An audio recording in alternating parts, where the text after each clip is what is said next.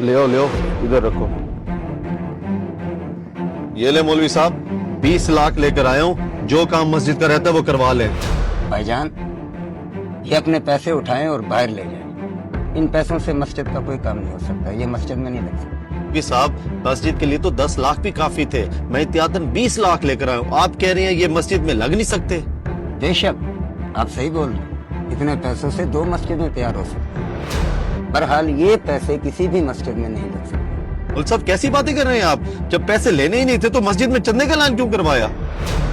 देखें भाई, नमाज का टाइम होने वाला है, अपने पैसे उठाएं, आप जाएं, ये किसी भी मस्जिद पे नहीं लग सकते। जी मौलवी है, चंदा लेने से इनकार कर रहे हैं। मूसा, पैसे उठाओ और चलो मतवली से बात करते हैं।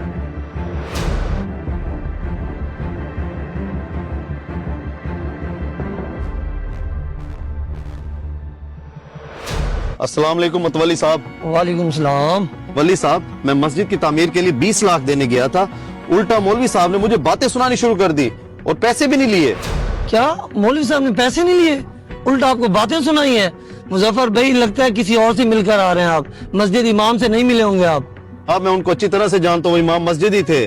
चले मुजफ्फर भाई, चलते हैं, मौलवी साहब से जाके पूछते हैं उन्होंने आपको बातें क्यों सुनाई और पैसे लेने से क्यों इनकार किया उन्होंने। वली साहब, किस चीज का इंतजार है, चले मेरे साथ। शाहिद भाई, आप ऐसा करें, मौलवी साहब को समझाएं, अगर वो नहीं समझते ना, आप इमाम साहब चेंज करें। वली साहब, मैं पूरे 20 लाख लेकर आया था, मुझे तो ये समझ नहीं आ रही उसने 20 लाख लेने से इनकार क्यों कर दिया। रुके इमाम साहब, बात सुने। जी मतवली साहब, खैर थी? मौलवी साहब, ये मेरे दोस्त पैसे लेकर आए थे, आपने इनसे पैसे लेने से इनकार कर दिया है, उल्टा इनको बातें सुनाई हैं। हालांकि ये पूरे 20 लाख रुपए लेके आए हैं, इससे पूरी मस्जिद का काम हो सकता था अपना। जी मतवली साहब, आप ठीक कह रहे हैं, मैंने इन भाई को समझाया है कि आपका पैसा किसी भी मस्जिद पे नहीं लग सकता। सुन लिया आपने, बहुत बेइज्जती होगी मेरी, आप जल्दी से इमाम साहब को तब्दील करें। मतवली साहब बात सुने, इमाम भले आप तब्दील कर लें, लेकिन ये पैसा किसी भी मस्जिद में नहीं लग सकता। ठीक है इमाम साहब, लेकिन हमें ये तो बता दें कि इनके पैसे किसी मस्जिद में क्यों नहीं लग सकते। जी मतवली साहब, सूद और जुए से कमाया हुआ पैसा अल्लाह के रास्ते में मस्जिद में नहीं लग सकता है। शायद आप जानते नहीं है, इस भाई ने सूद का कारोबार शुरू किया हुआ है और जिस जगह पे ये रह रहे हैं वो जगह यतीमों का हक है। ये लोगों की जमीनों पे कब्जे करते हैं, लोगों का हक खाते हैं। अच्छा, तो इमाम साहब ये बात है, मुझे इस बात का इल्म नहीं था। ओ भाई, तुम्हें पैसों से मतलब होना चाहिए, ना कि मेरे कारोबार से। तुम्हें पैसे चाहिए तो लो, वरना मुझे बातें ना सुनाओ। मेरे भाई, आप मेरी बात को समझ नहीं रहे हैं। आपका ये पैसा हलाल नहीं है।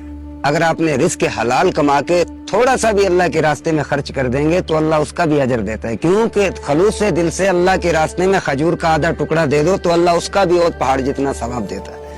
मुजफ्फर भाई, हमारी बातों से नाराज भी मत होना, बेहतर होगा कि ये जिसका पैसा है जाके उनको वापस कर दें, और अभी भी आपके पास वक्त है कि आप हराम को छोड़ के हलाल की तरफ आ जाएं।